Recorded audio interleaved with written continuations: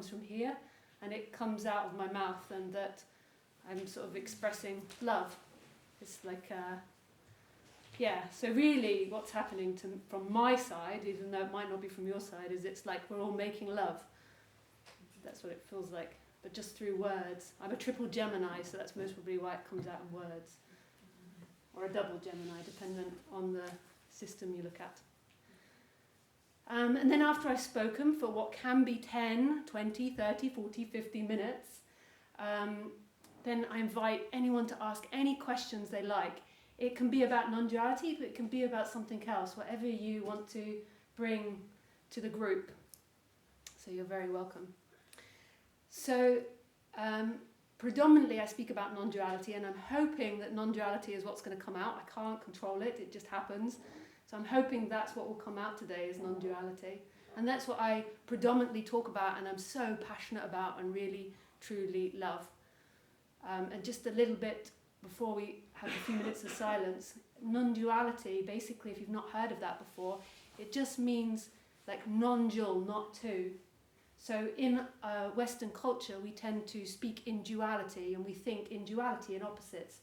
So we think in love, hate, tall, short, right, wrong, good, bad, like white, black. So we know that I'm white, even though I'd say I'm more pink colour, not just because of my clothes, but my skin.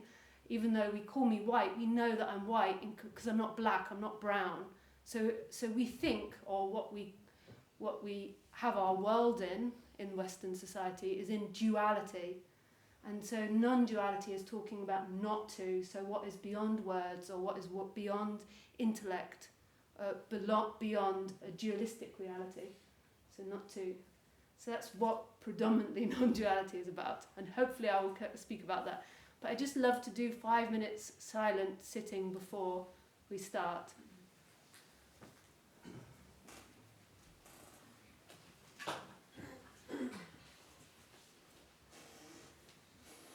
And make yourself as comfortable as you like.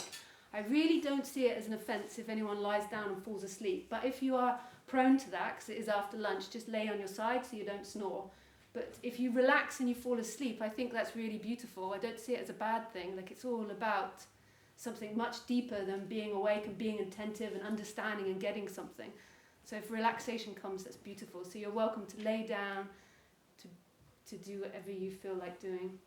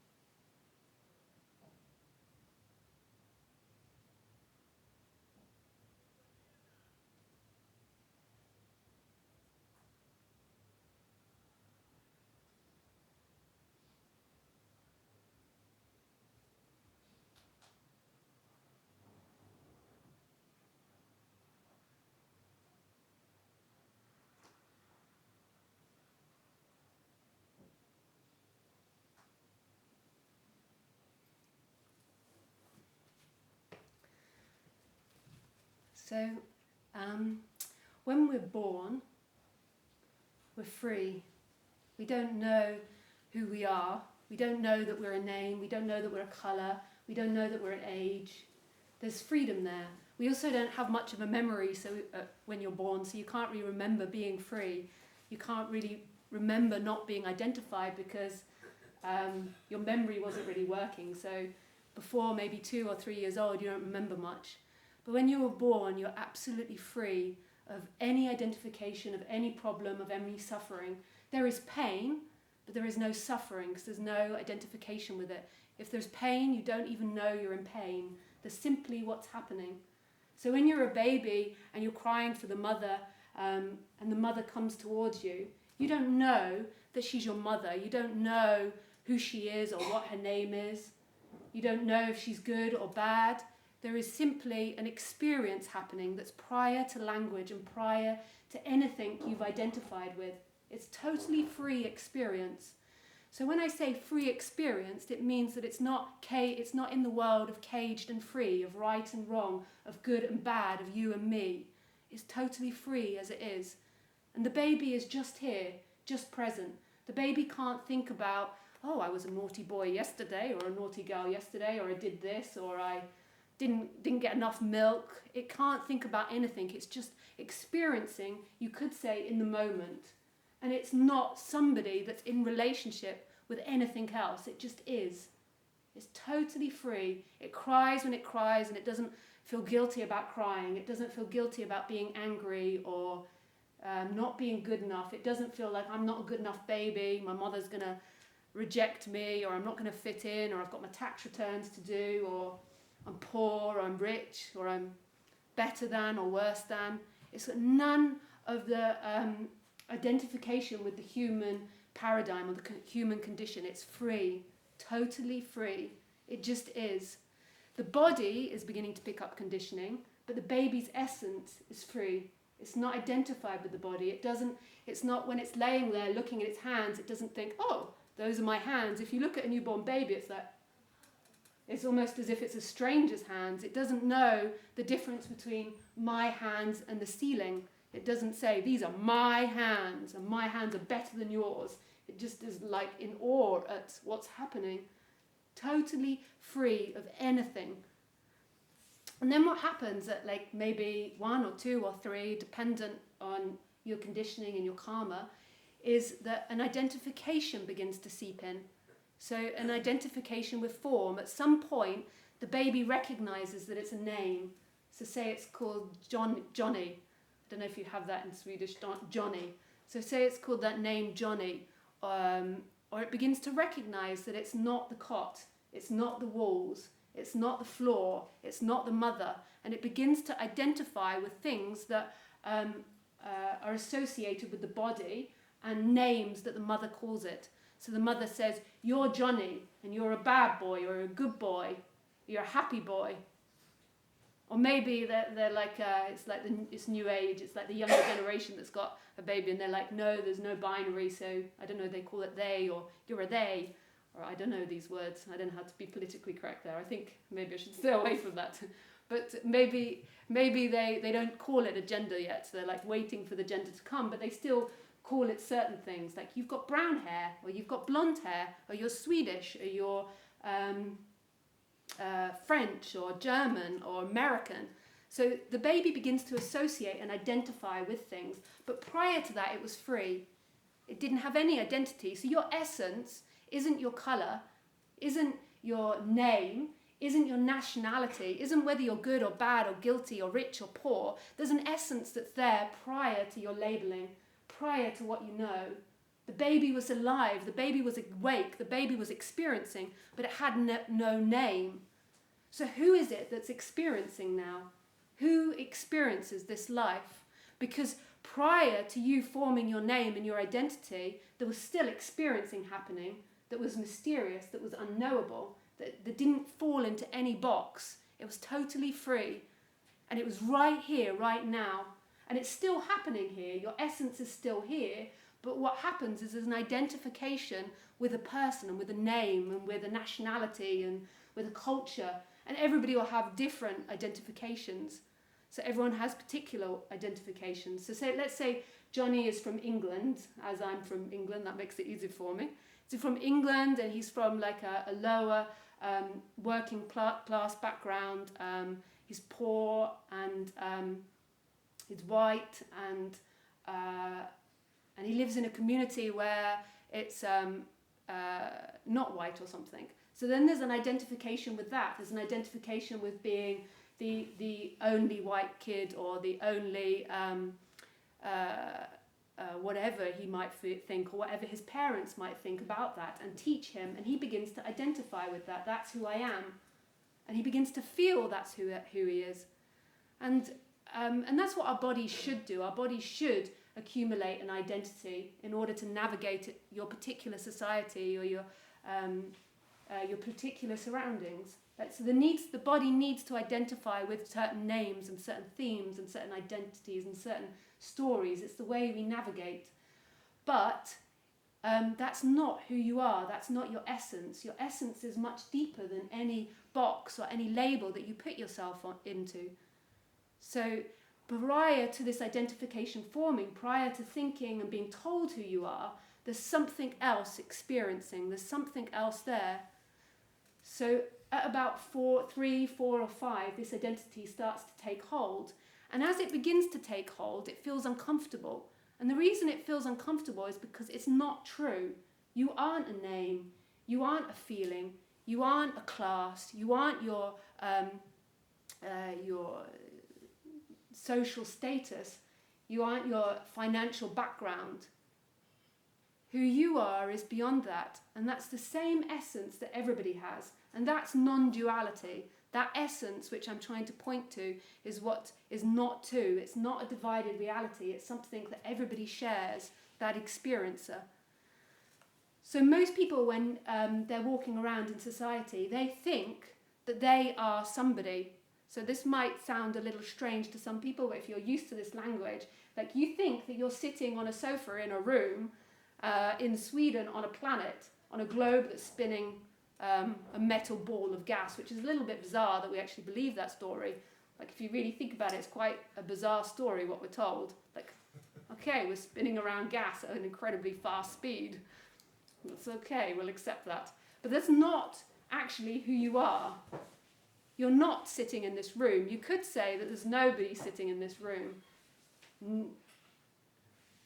It just seems like there's somebody that's sitting in this room. So it seems like you're sitting there looking at me. But as a baby, so if we had a baby in this room, the baby wouldn't be there like, yeah, I'm Johnny, I'm sitting here, I like you, I don't like you. Johnny would just be experiencing and wouldn't have any identity. We would be personifying Johnny and putting a name and a label and an identity on Johnny, but there, inside Johnny, there is no experiencer. There isn't what we call a somebody. That's something that grows with the brain. It's not your essence. There's nothing wrong with that identity. There's nothing wrong with that appearance, but it becomes suffering when you identify with limitations because it's not true. You are not something that's limited. You're not something that can be caged. If it were true, if that's what was who you are, then why is it that everybody's always changing? Like we always change our identity, we always change our labels. They evolve and they grow. So how could that be the experiencer? How could a label like I am Lisa looking from inside the body, how could that label be the actual experiencer when it's always changing? I could change my name. I once tried to, but it didn't take. I tried to call myself Lee because all my friends called myself Lee, but it never really took and was confusing, and people kept thinking I was a boy, and so I'd go and meet people for like they hadn't met before or do something for business, and I'd be like, oh, you're a woman? Yes. Lisa was an easier name, actually. So that's not who you are. I mean, are you really your name? Are you really your past? Like right here. Like if you've done something really terrible, you're like, yeah, I'm not my past. You know that quite like clearly that you're not your past. You're like, yeah, well, just I'm what I am now. If you've done something great, maybe you're like more like, yes, this is who I am. I am my past. If you won a Nobel Peace Prize, you'll be more identified with time, and you'll be like, yes, this is me. I am sitting here. But isn't that a bizarre concept that you're a name sitting inside a body looking out, a soul? Isn't that a bizarre thing? Actually, what is your experience? The first time that someone did this to me, I was sitting in a park in London, and this Buddhist teacher, I was into Buddhism, I still love Buddhism, but I left it as a religion behind. But he sat and he pointed his finger at me like this and was like, who is looking out of the eyes? And I was thinking, he's really stupid, it's me. I mean, who else would be looking out of these eyes? And I thought he was a bit ridiculous and stupid, and I thought it was a bit of a boring exercise, like who? But when you come to think about it and look at it, who is actually looking out of your eyes? You've been told by society who is looking out of your eyes, but I'm sure most of us here have become to question like what we've been taught by our parents and what we've been taught by society, and it is just a teaching. We are taught in the West to believe that we have souls inside the body because that's what Christianity teaches us. But lots of people begin to question that. And if you didn't have it at birth, if you couldn't say at birth, I am Johnny and I'm looking out of my eyes, then how can that be true? Because there was still an experiencing going on. So how could that be a reality that you are somebody looking out of your eyes? Now, I know this might begin to sound like quite sci-fi or like an alien invasion. It's like, oh, there's an alien looking through or something, or an alien is going to come out. But there's actually something really magical and really freeing and really beautiful when this is seen, that there is something else looking out of your eye but you, that you aren't limited to you. It's actually total forgiveness. And it's, I suppose, what in Christianity, like why in Christianity they have this whole teaching about sin and guilt, because it is total forgiveness when you begin to see that the character isn't the experiencer, that you are something much deeper. Because most of the time you walk around this planet feeling insecure about who you are and feeling like you've done something wrong or you're guilty or you shouldn't have done this. But when you see that that isn't you, that is something that's responding, that is a particular condition at this moment in time of how humans are evolving, and that's not you, that's not your essence, that you're something much deeper. It's almost like a complete forgiveness of the human form and everything that humanity has done to either you or what you've done to humanity, because you see that it's like a formation, it's like a wave in an ocean that's like appearing up and it's manifesting and it's connected to everything else, and it couldn't be anything else than what it is, and then it dissolves back into that ocean. And really what you are is the water. You're not that particular formation of the wave. You're not that particular crash that kills a turtle or kills a fish or kills a child. Who you are is the whole entire ocean, and you could never have formed any different than what you are. So it's absolute forgiveness of anything that you do in this life and anything that anyone else does, because you see that something much more magical and bigger and mysterious is happening here. That we as souls cannot be controlling this life or living this life. We can't be independent entities that are acting separately. So a teacher that I used to really like in India, who's died now, called Ramesh Balsekar, he used to say, at the end of every day, he was the top banker of India, and he really liked whiskey, and he used to say, at the end of every day, take a glass of something you really like, whiskey, if it's whiskey that you like, and sit on the favourite sofa and question yourself, when did I make a choice today? When did I, as a separate person, choose? At what point did a choice occur? Did it occur when somebody gave me information about this talk? Did it occur when somebody told me about this festival? Did it occur when my parents behaved a certain way, which led me to go to this university or that university, which led me into spirituality, which brought me to this point? Or did it occur when your parents made love, or when your parents met, or when your grandparents met? When was the beginning of any choice? Who is separate from anything else that's happened? It's really beautiful, non-duality.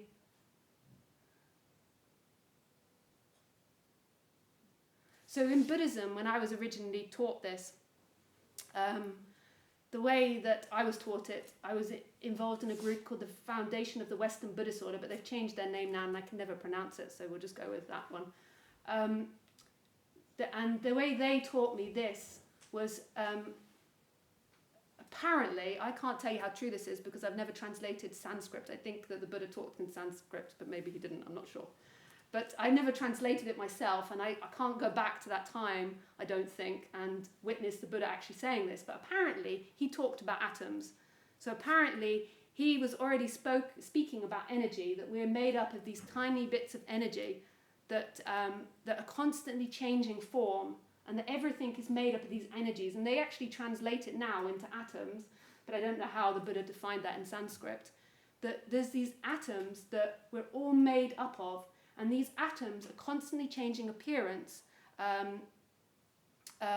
all the time. Even now, your body is changing. When you drink, when you go to the toilet, when you breathe, you're taking in other elements and transforming. And when you die, your body will transform into something else. There is nothing that's ever solid. It's constantly moving into itself. It's really beautiful. So when you walk on the ground, you think in your mind, in your dualistic thinking, I am somebody separate that's walking on the ground, and I'm inside my body and it's me that's doing it.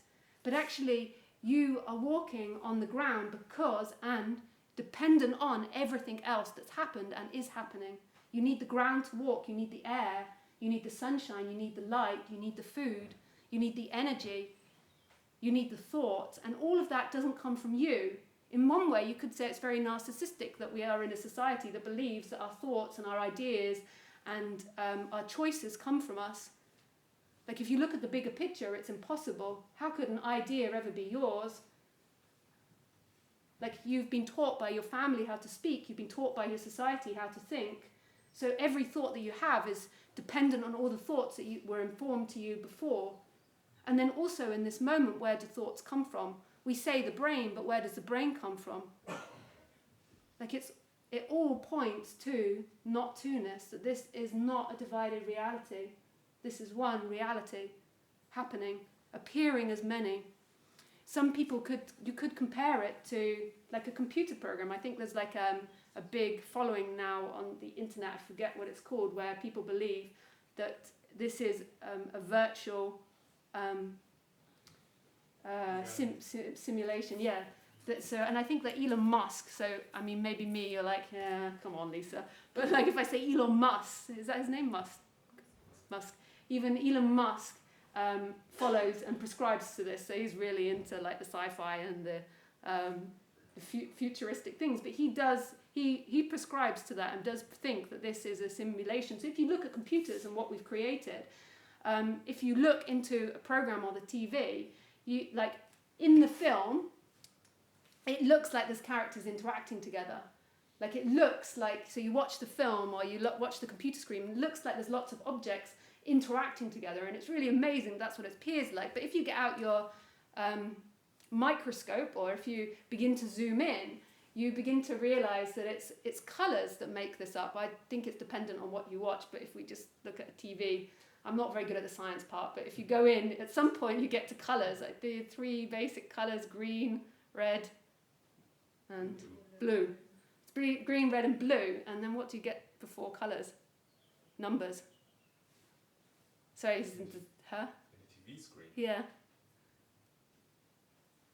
Okay, we'll just get to colours. I don't know what comes before it, but if you look at the TV, it looks like there's lots of people interacting, just like here, except it's flat. But if you put on a virtual reality set, it looks like there's lots of people interacting, and that there's space, and that there's distance, and that there's time.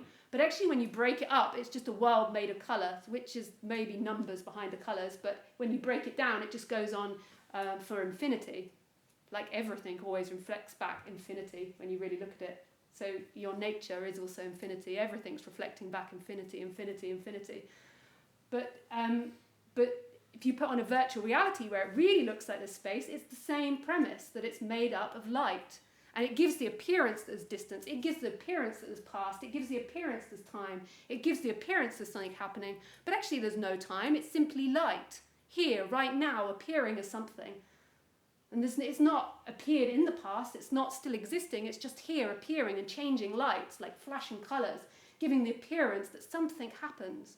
And that's the same, I believe, or I feel, that's what's happening here. I don't think it's necessarily technology, but I think when you break it down, you can never find the source of this. Maybe it could be light, but we don't know what the source is.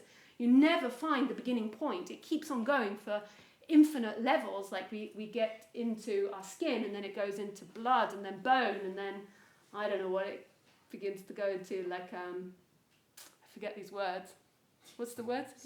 Cells, and then molecules and particles, and yeah, it goes on, and then we're at atoms, and then you go into atoms, and then there's quarks. I'm always getting these wrong, and it goes deeper and deeper and deeper, and there's no end to it. If you look at fractals, it reflects this back. But we're walking along in our realities as humans, maybe the only animal that does this, and we're like, I'm in control. This is my life. I'm doing this. I'm thinking. This is me. Whereas nothing reflects back that that's your reality. But that's what you think. That's what we believe. And that's what I feel is the suffering of humanity, is that they're living a lie. And their fundamental life is that this is your life. Their fundamental lie is that this is your life as a human, as a character. Whereas really, who you truly are is the creator of this, is this infinite nature. That's who you truly are. And in that, for a period of time, there's this wonderful, magical, unique character that's appearing. But you are not that character. And non-duality suggests, and I suggest, and Buddhism suggests, that your suffering comes from the identification with that character. The belief that that character is who you are, and that you're limited to that, that you're born, and then you die, and then you have this life in between, and that's your life. Whereas really, who you truly are is life itself. You're not a limitation.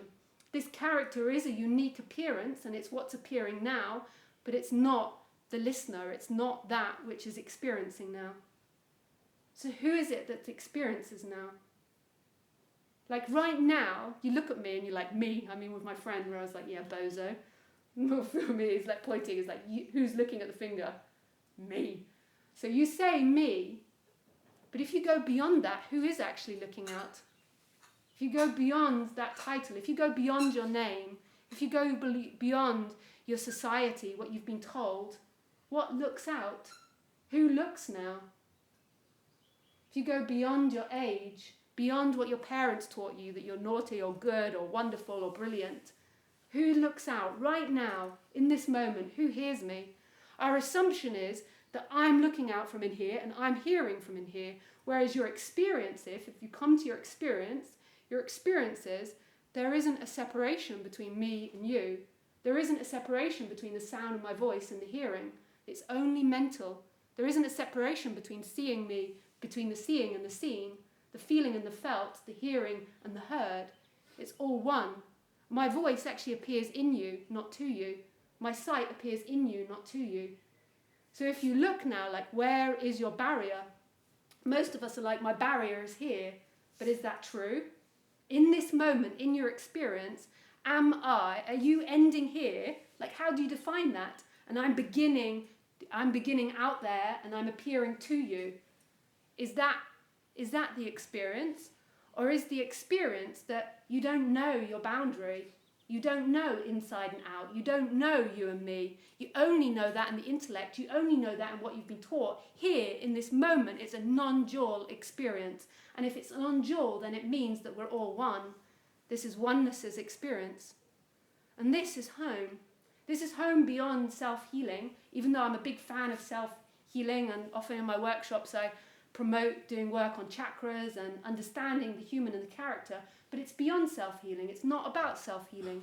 It's not about you becoming a better version of you. It's not about you becoming perfect or religious or spiritual or saving the world. It's talking about something that doesn't fall into limitations of language, and it's right here and it's the essence, and it's the same looking out from here, from there, there.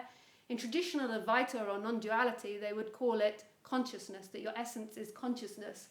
But, you know, how things progress, it's becoming more popular now, or maybe it's not, maybe it's just me. I like to call it life looking out rather than consciousness. Like, consciousness to me still has a limitation, but I'm happy to go with the idea of consciousness because that's simple. That's a simplistic way of putting it, or more simple, maybe not that simple. That it's consciousness looking out. So you could say who you are is a consciousness that's looking out. And that consciousness doesn't exist because of the character. The character appears in consciousness. In it, not to it.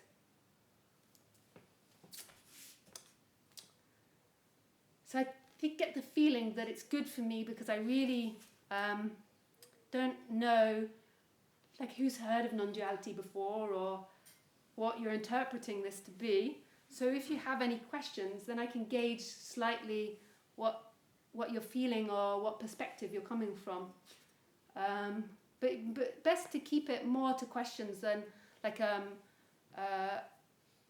your experience at first. So just more of like a question, and then you can talk more about your experience, just because it then might get a bit distracted. Whereas as a group, it's good if you ask a question, then I can gauge what's really confusing or really abnormal or what's really resonating. So if anyone has any questions, yeah, there's just a microphone here for you.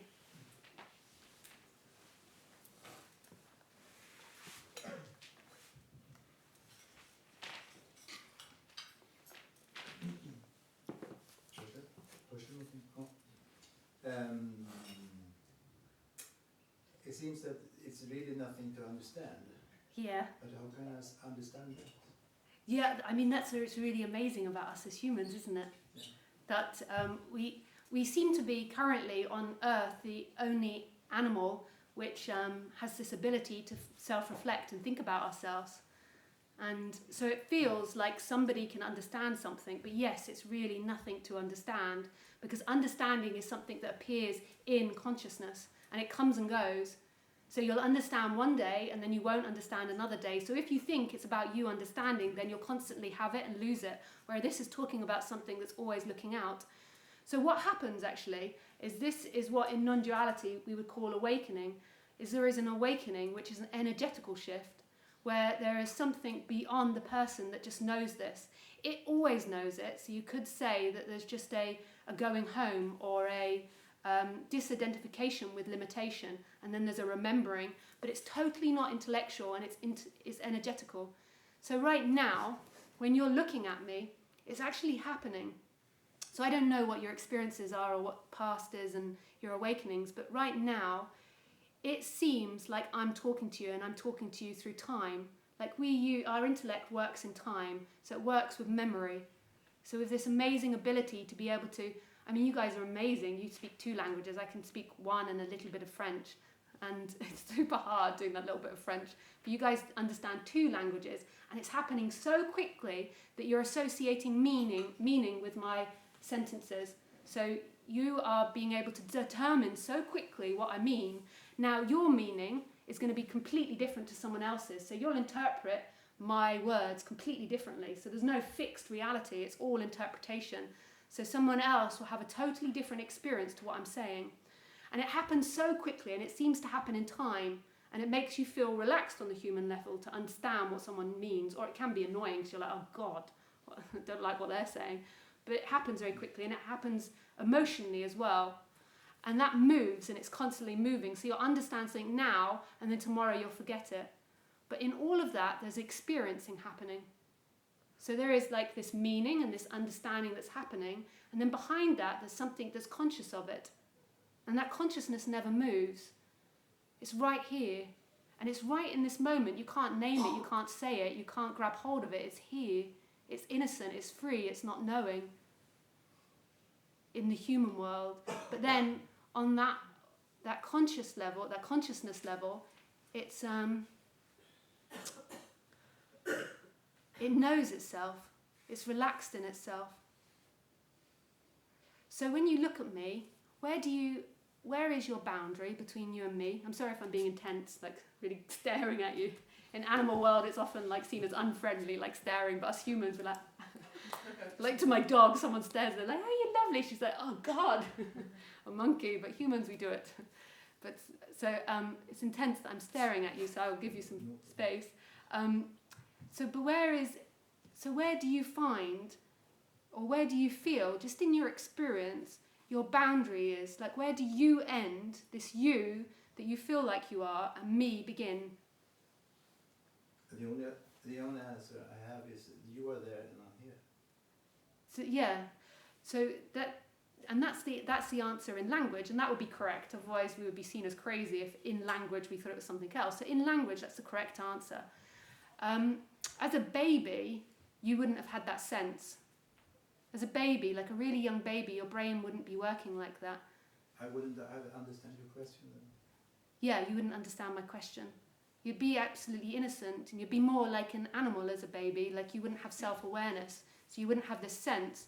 So self-awareness happens in very few animals, in I think a crow, a gorilla, a dolphin, and maybe a whale. I can't remember the others. It's very few.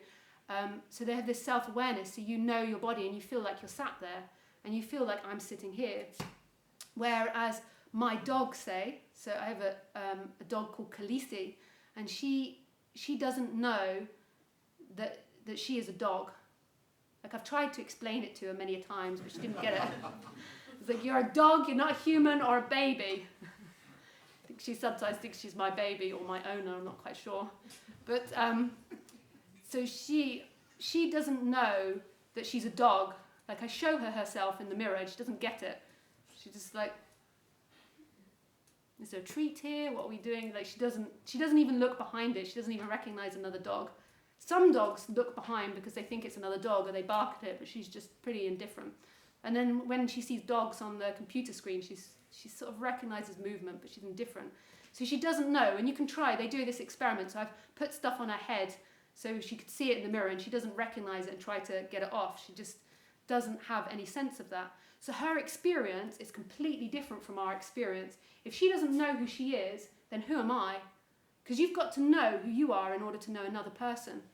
So she doesn't have any sense of that. So she doesn't look at her paws. She's got the sweetest little paws. When they're on the floor, she doesn't look down at them and think they're my paws.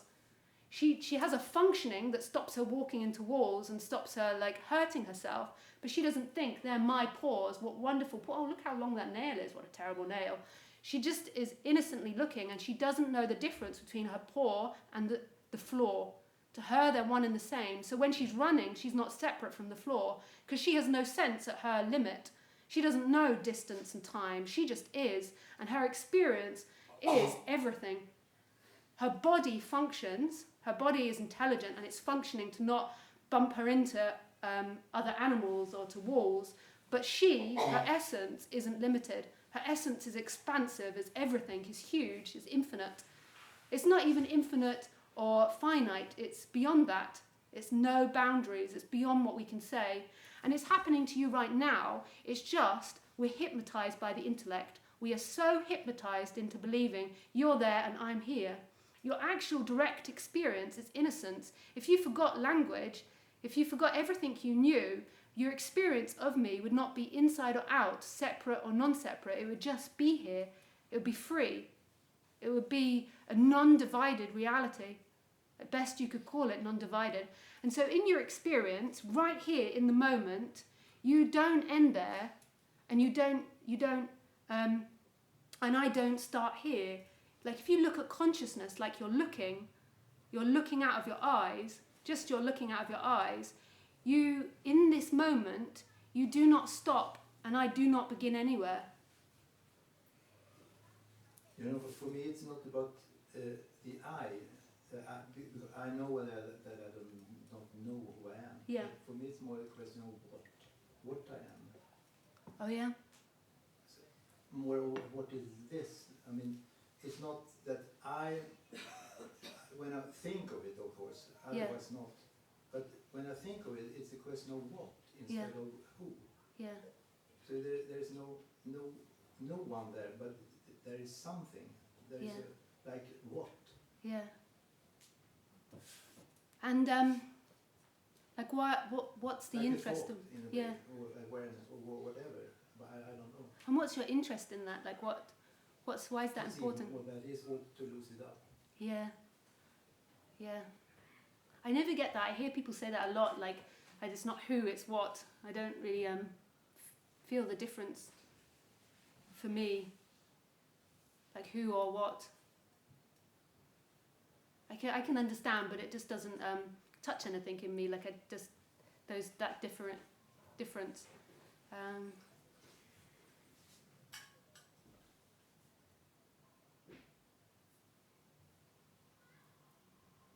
I suppose it makes it less personal, like the saying of what, like who makes it a bit more personified and human. But because everything is a thought in a way, intellectual and analyzing. And to see what that is, it's not about the person, it's not about you and I, or anyone. It's more about something like a thought in a way. And that's not personal. Yeah, it's totally impersonal. Yeah. It's magical. And the magical part is not, sometimes people think that in non-duality there's ignoring of the human. It's actually, we're not meaning to ignore the human or ignore the human experience. It's just when you're pointing it out, you have to really like knock the human out of the way to make it clear. Like it's the human, the life force which is experiencing the human is really unique and beautiful experience. But it's just something beyond humanity, and it's something you're never going to think about and you're never going to be able to know in time, but yet you are it right now in the innocence of looking out, right now in the feeling of everything, in the experience of everything beyond time. It's love. It holds everything. It rejects nothing. It's absolute forgiveness. It doesn't think this person is better, or this person deserves to go into heaven, or this person doesn't deserve goodness because it's done bad.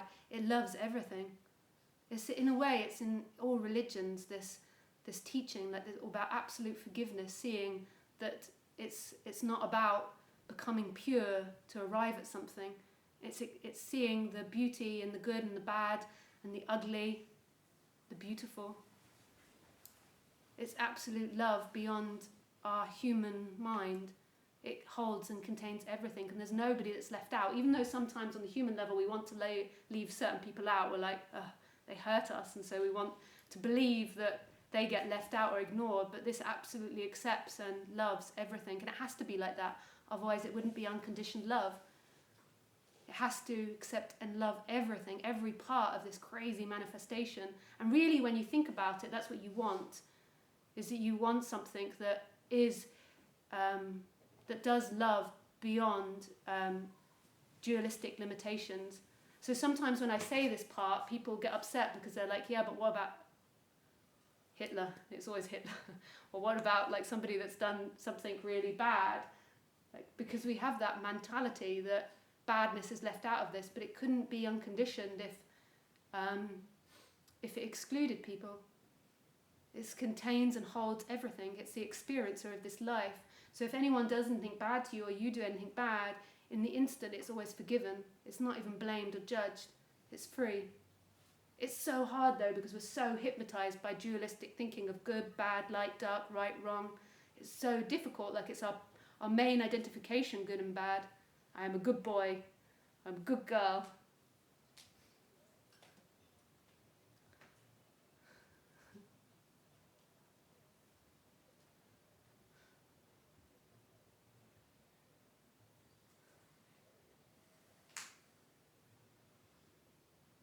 Nice, thank you for your question.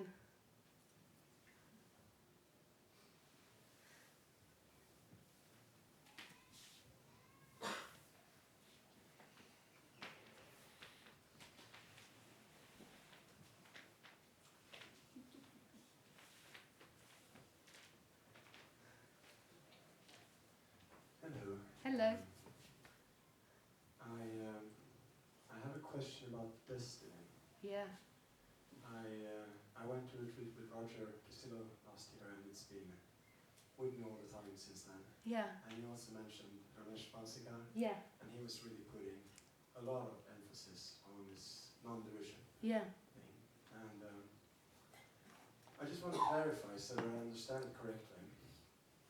I can't guarantee that I'm going to have the same opinion as them, because opinions come and go and they change and they evolve, you know. And I love both of them, but my opinions have changed. They're just opinions. I'd still like to hear what you say about it. Yeah, destiny. It's a great word. Yeah. And also, you may stare as much as you want. I don't mind. Oh, stare, yeah. So I'm thinking one way that one could express what liberation is would be to say that it's the full realization that we're entirely bound, or that what we think we are is entirely bound by previous conditioning or karma. That everything in the history of the world since the Big Bang has led up to this point, this exact moment. Yeah. And there's absolutely no freedom whatsoever in what body, mind, emotions, all of that do. And that this entire concept of this this one inside that makes the decision is the real illusion. Yeah. Could one say that? Oh, could one say that? Well, does it make sense to you? I was just really appreciating and enjoying your question, and then could one say that? So just say the last sentence again. Before you said, could one say that? I don't remember which one that was. It just comes out of me. Yeah. Well, to sum it up again, could one say that the actual question that was awakening is the full recognition that there is absolutely no freedom in what we experience in this thing called the world. That everything is then bound by previous actions. I would say that realization is actually a side effect on the human form. So that realization belongs in the human form, and it's a side effect which will make the human more peaceful. So to me, awakening is non-verbal and completely energetical, and that is an effect that a process that evolves in the human. That realization. So I'll explain to you what my interpretation of awakening is. But no, this is the problems with politics, with teachers, with any ideology, is that it can never be captured because ideas are always changing. We were recently in India, and this sadhu came up to us in India, and we were just like hanging out on a rock, and he just was passing through, and he just said to us, infinite knowledge is infinite, and I just thought how beautiful and wonderful that is. That knowledge is infinite. We always are trying to contain knowledge and think, yeah, we got there, we made it, and put our flag in and be like, I know something. But if it's infinite, then just think of all the things we don't know. Isn't that wonderful? That's so freeing. There's so much we don't know about what's happening. So to that, I would say that that's an evolution that happens in the human after the energetic shift. So this non-dual realization is not for the person on any level.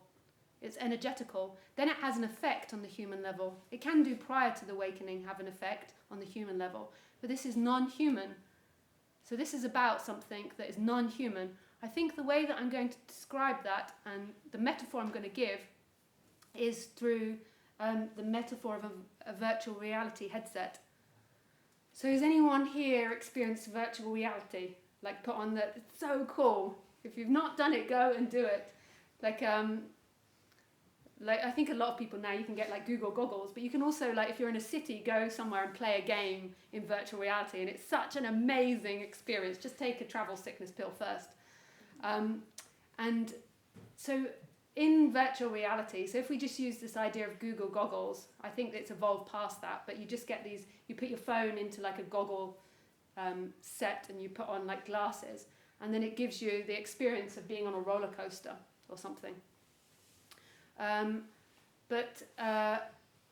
So say like recently a few years ago I did one in Berlin, and in that experience I was a cow. So when I looked through there, I did hope for a better animal than a cow, like a wolf or an eagle or something, but I got confused and ended up as a cow.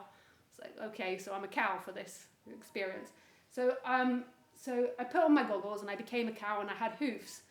And it was so exciting. Like you had to go through this puzzle world and work things out, and you had like a backpack on, and it was designed to fit the room. So you could just like run around and you didn't hit the walls. So as soon as you got close to the walls, then a wall in that reality would come up and you wouldn't hit it.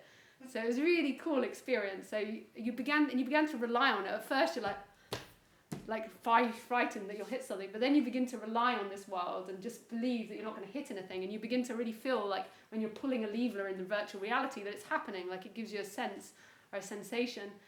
And when you put those goggles on at first, you know you're looking through these Google goggles or this headset, and you know you're looking at a made-up world that's made by a computer, and it's really exciting. You get really involved in it.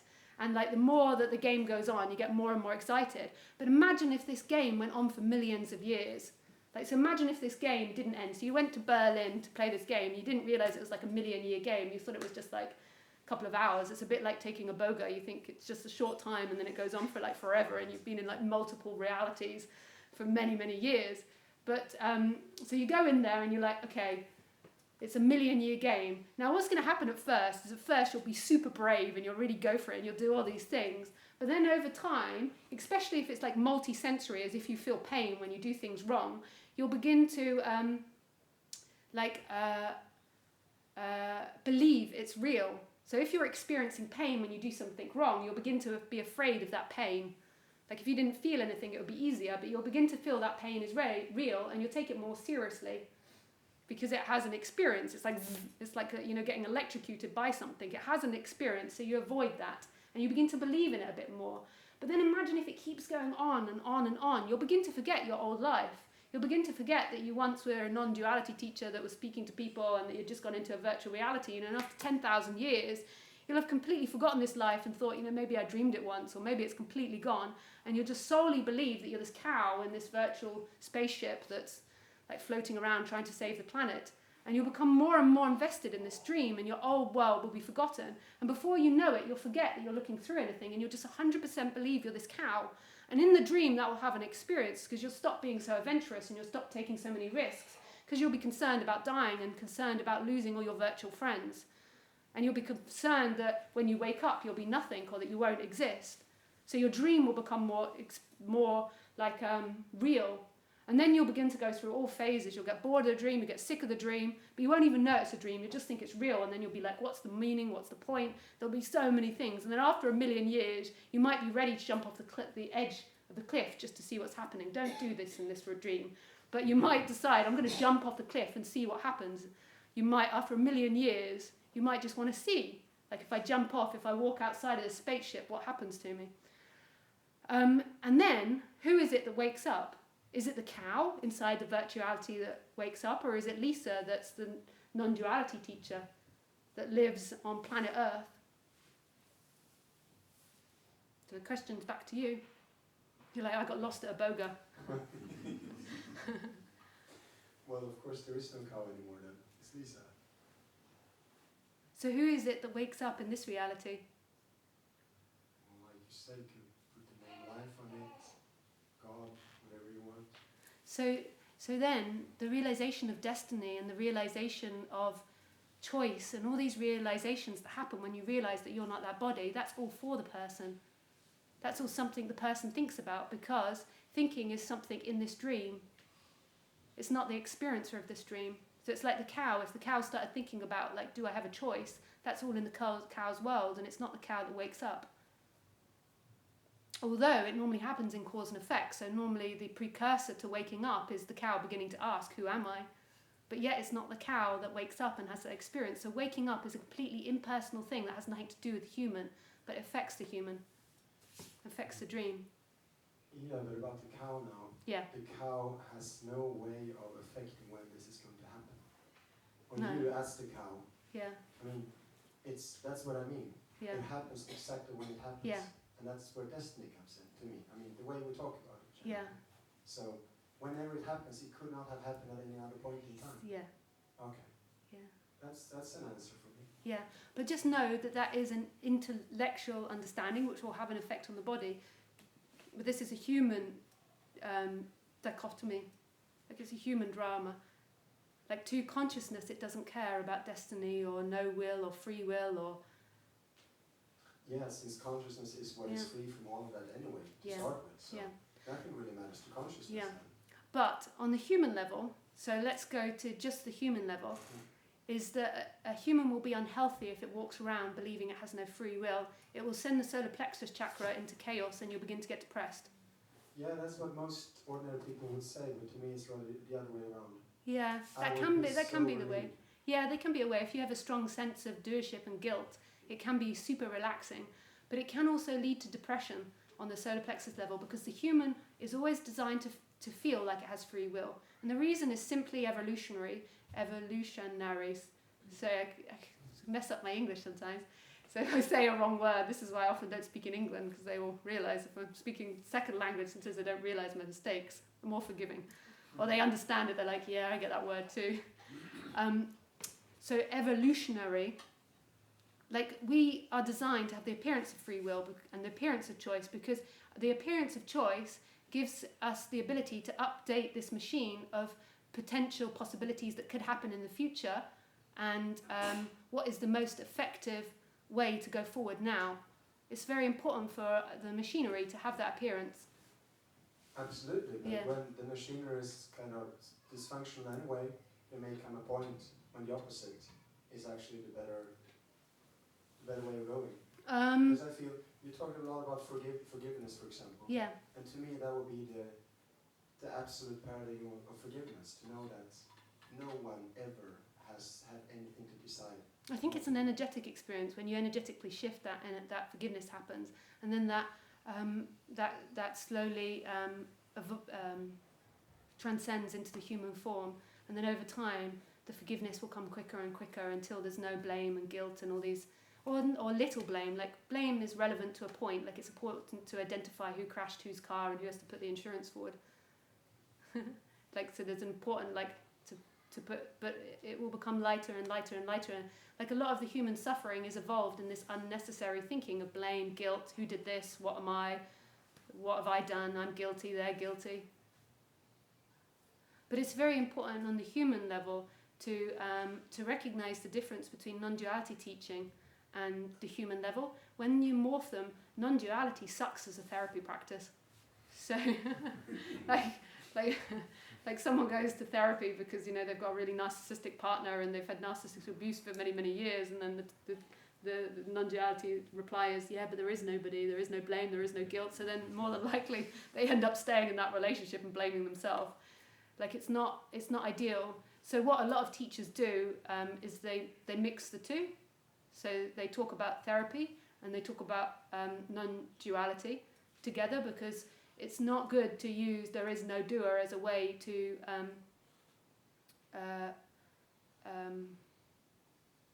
free yourself from the human conditions. So the non-duality is beyond human, and it's beautiful, and it's not about language, it's not about coming away with a concept and putting it on you. And then the therapy part, to me, the best and the most effective way of healing is understanding your chakras and understanding what it is your body wants. I'm also, ironically, a big fan of law of attraction, which I'm maybe like the only non-dual teacher that's a fan of law of attraction, because it seems to be so opposite. But I think that wants are an impersonal want. They're not your wants, they don't belong to you, but you attract what you want. So let me give you an example. If you're walking around like a victim all the time, it's not on the surface what you want is to have someone be aggressive to you. So I don't know if you've got anyone in your family, maybe you can relate to it like this, that always plays the victim. Like, you know someone, or maybe you do, but they're a little annoying to be around. You know, like, everything's like happens to them. It's like their car accident, why does it happen to me? Or why do it always happens to me? So their defense is always, why me? And it's a little irritating, like, after a while. And on the surface level, they don't want to be the victim. Like, on the deepest level, they just want freedom like everyone else. But what they're focusing on is what they don't want. And whatever you focus on, you get. You can't help it. It's just the way your body orientates itself. So in that experience of a car crash, there is so many things. Like, I had a car crash and wiped out my dad's car when I was 25, and I had an awakening experience. Like, a lorry tried to squash me by accident, and he squashed half the car, and the car spun on the highway, on the motorway, and luckily no one crashed into me, and I didn't die, or I could have died, and this is just another, you know, it carries on, just another reality. There's lots of parallel universe. But in this one, I didn't seem to die, and the car made it to the side, and the car was smashed up, but I was okay. And it was so, I just went into shock, and it was so funny, and I just had this sweet non-realization, and it was really beautiful. So to me, that was like a really positive experience, and it was really beautiful and something that helped me grow and helped me see something beyond myself. But to somebody that's in victim, all they see is the negative, and that's all they're attracting to themselves. So the only people that can tolerate them is also people that are negative. So they're also attracting people into their life that are really negative. So they wouldn't come here, they wouldn't be able to bear it, you know, like positive people around them, they'd be like, oh God! And they'd have this whole story about how these people are fake. But It's really that it's just all they see and all they want. Not really, it's not really what they want, but it's what they're calling into themselves is what they don't want, because that's always what they're focused on, what they don't want. And then you meet somebody that's really focused, say, on wanting $1 million, and they're really focused on that, and they'll end up getting it, not being good or bad. It's just because they're so focused on it, but on a really pure way, and they really believe they can have it. And it's nothing personal at all. We think it's personal. We can't. We are just a bundle of information that's arrived here at this point. And it's always changing and being updated. And it's impersonal what updates us, where we find ourselves. Yes, you'll go now. Thank you, is all I wanted to say.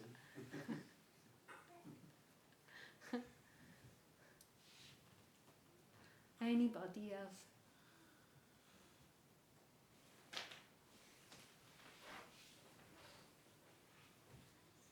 There's a lady down here. It's closer to her. We go to you next. We do a line. I have the same experience as you, that it's more like an energetic. It can contribute to understand these things. Yeah. But the energetic shift is more beyond words. Yeah, totally.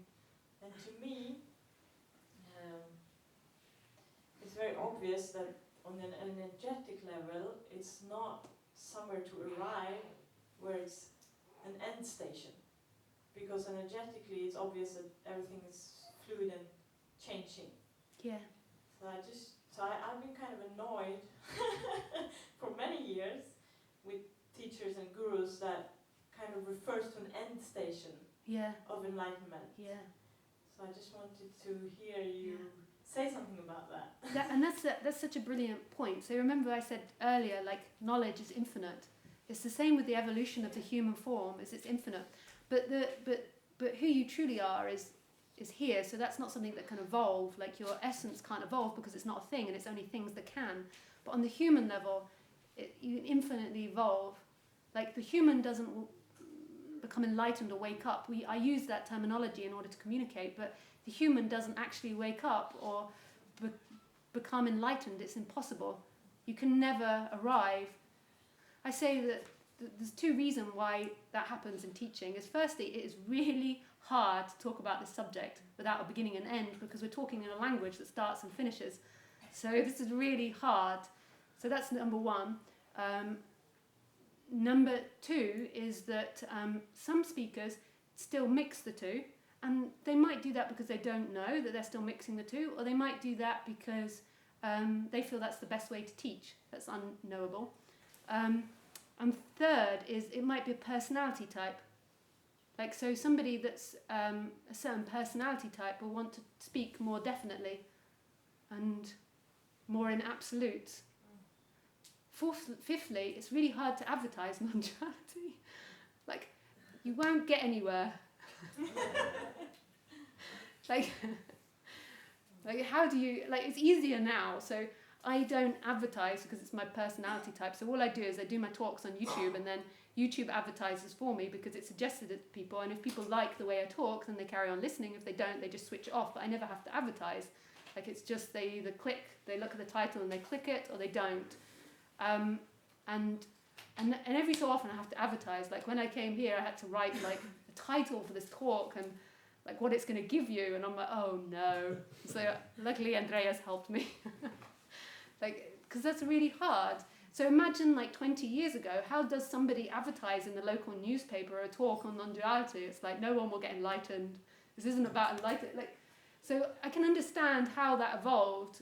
But I think that a new wave of teachers that are coming out, like myself and other teachers, and like, it's like everything, it always evolves, and that language is beginning to be dismissed, the same as consciousness, because consciousness too is a limitation. Although Buddhism already talked about that, like Buddhists say it's emptiness and fullness, like consciousness too is form, like they also distinguish that as a word, like it's more mysterious than consciousness. But it's also, again, really difficult to break out of the confines of talking without consciousness. That consciousness is a great way to speak to a group of people, especially spiritual people that already know that word. But new, it's like everything. It's like our evolution is so rapid. Like you look at like a 3-year-old now on an iPad and they like already know how to use it. And they're like, blah, blah, blah, blah, blah, blah. Like they can do everything better than we can. And it's the same with this subject. We'll begin to speak at it in a more rapid way and without so many limitations. You know, in 30, 40 years' time, I will be past it and I will be a limited way of speaking, and there'll be new, fresh people that come up and they'll speak of it in such more inventive ways, and they'll push the edges and the boundaries. And this life force will give over to something else. And that's the beauty of non-duality, is it's not a dogma, it's not a fixed point. It's something like on the human level that's always evolving, and that's what we do on the if we look in our societies. Like we haven't quite worked out how to do that with capitalism, like how to continuously evolve without totally wrecking our planet. But it's possible, like if we start going out into space. But that's what this world is. It's an infinite possibility, and it's always expanding. And so that's what it will be like. And I wholeheartedly say I absolutely have neurosis that I'm working on and that I will evolve from and I look at, and I don't always communicate in the correct way. I try my best, but I fuck it up. I say swear words at the wrong place. I lose my temper. And with each of that, I see it as a learning block. With each of my failings on the human level, it's another place for me to grow and to expand my knowledge, my understanding, and the human condition. And I hope that I never arrive at a point where I think I'm done. I'm sure that too will arrive. Like we do all types of mistakes, but I hope that I always have that open-heartedness. It's also, after you've been talking for 50 years, if I talk that long, it might be hard not to fall into that. To feel that after 50 years, like, come on, I really have something to say here. I've really arrived somewhere. So that's my answer to that. Thank you. It's a pleasure.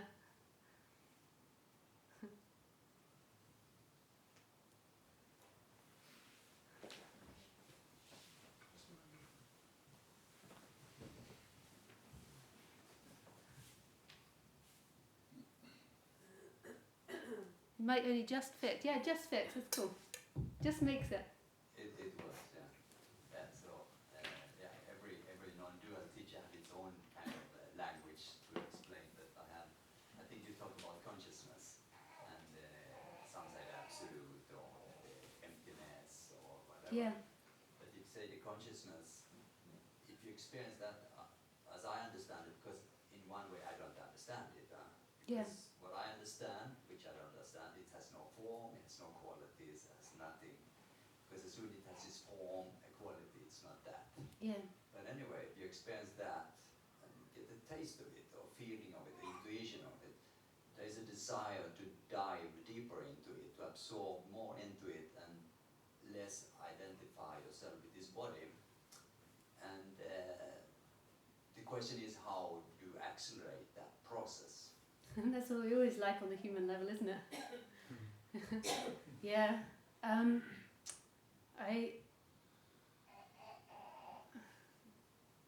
think it's impossible.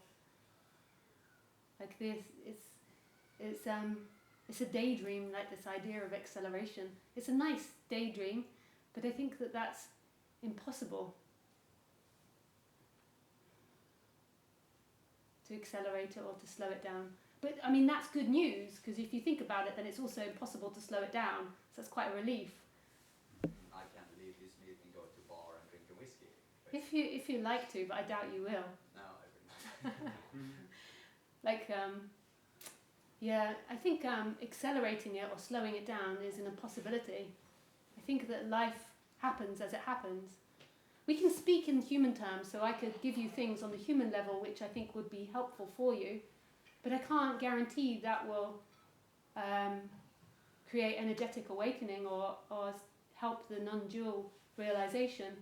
It's saying we can do things. So if you look at non-duality, like on the human level, I can teach you how to bake a cake.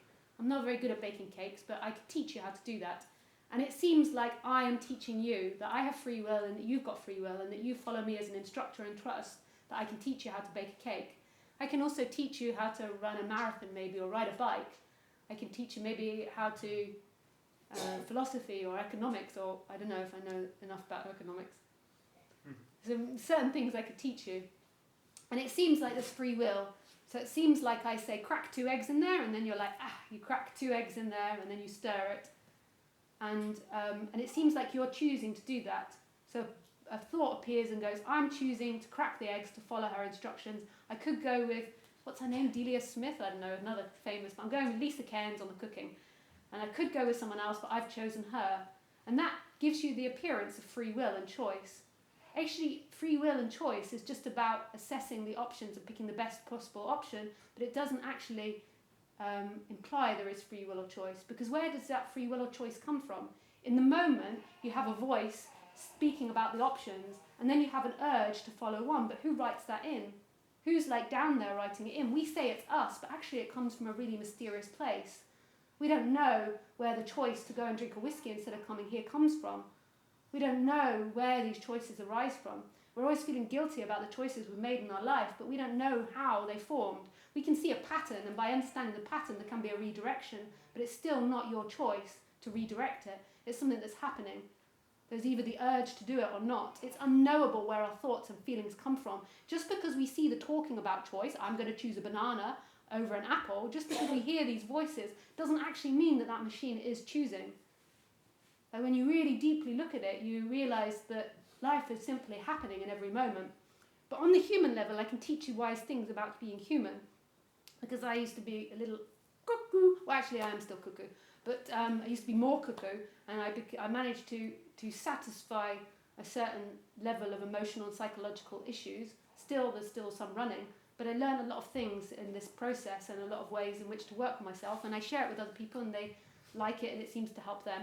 And it's very easy. What I teach is on the human level is working out the chakras and understanding the chakras and what the body's saying and listening more to the body. But this is all on the human level, and it's not your doing. And so the acceleration question is on the human level, but yet there is something watching that.